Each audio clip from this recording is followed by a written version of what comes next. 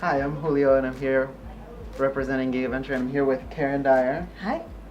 lovely voice actress and also a performance artist in her own right. Thank you. Yes. Lots of interesting and fun things. One of the things that caught my eye at the panel you were talking about is that you work a lot with fire, and I actually did some training with fire dancing. Oh, Never you got to did? light anything on fire, but Okay. I played with the hoops, played with the poi. It was very interesting, and I know a lot of fire dancers have a sort of a unique relationship when it comes to fire. Yes, we do. We do.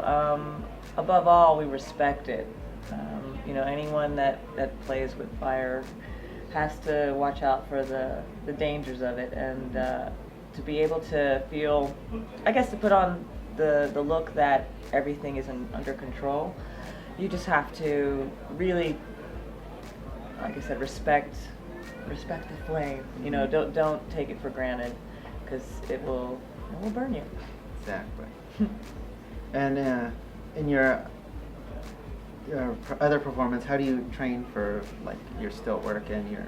Well, my stilts, along with my fire training, came with other fire performers that I used to perform with. A lot of them were from the Caribbean. I'm Jamaican by heritage, and That's where I learned it too. yeah, see, yeah, it's crazy island people. And the stilts, I joined a group called Girls on Stilts, and I was a member for 5 years, and it was everything we did on stilts: juggling, hula hoop, jump rope, choreography, balancing. We did a lot of different acts on stilts, and it really prepared me for the future stilt stuff that I was going to do, especially with the burlesque. Exactly. Yeah. Exactly. Do you find that any of that sort of performance carries over to your voice work? It carries over. Well, I think the physicality I love to use when I'm doing voice work, but the whole reason I got into motion capture, which got me into voice work, was because of my dance background, the cirque background that I had. I think those skills allowed me to have the vocabulary in my movement that directors like to work with. It certainly made things like when I'm working with a monster sort of movement, my freedom of movement is a little bit, of a different flavor because of the cirque element. Exactly. And I know when they're doing motion capture, they often ask you to do something very specific that might be awkward for the average person. Exactly. Yeah, stand on your head. No, it would be awkward for the average person. No, it's true. So in your motion capture work for Resident Evil 5, you worked with, the name is escaping me, but the actor who played Ruben Langdon. There you go. Yes. How was it working with Ruben? He was great.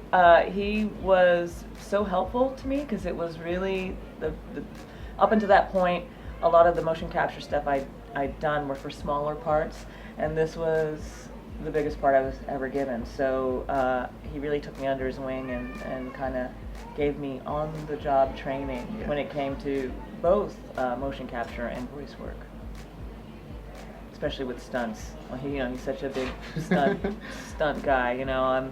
It's funny. He was very protective, because there were many times when we had to jump off of high, sort of like 10, 15 feet. We'd actually do these drops in the suits to get the real motion. And he would never want me to jump, and I'm like, come on, I could do it, because of the cirque stuff and the dancing stuff. I mean, I've had a lot of bruises myself, so,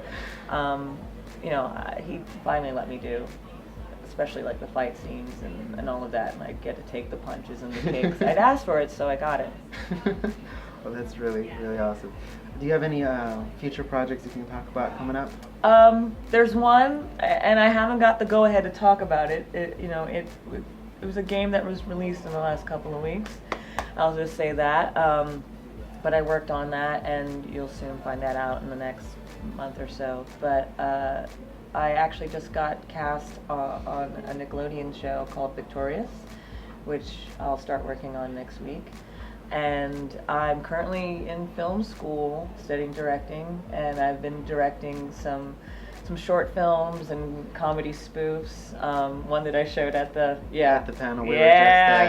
burger porn. Yeah, it was the 18 and over crowd. So it's not as bad as it sounds, but it It was very entertaining. It was and- entertaining. Thank you. Yeah, a couple of my clips, Burger Porn and Zombie Paradise. You can see them on funnyordie.com. If you throw in that title, you'll pick them up. All right. Well, thank you so much for your time. Thank you for you. stopping to talk with us. No problem.